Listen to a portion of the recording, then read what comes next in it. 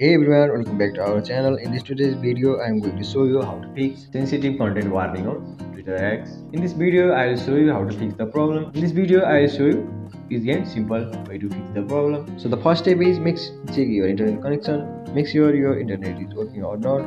Turn your Wi-Fi off for a few seconds, then on again.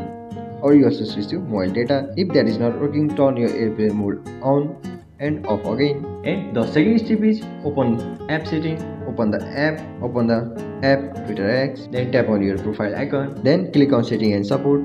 Go to setting and privacy, and here you will see the options, many options. Then click on setting and privacy and safety, then select content UC, and here you will see the many options. Then select content UC, and here you will see the options, many options: explore setting, short setting, and sensitive media.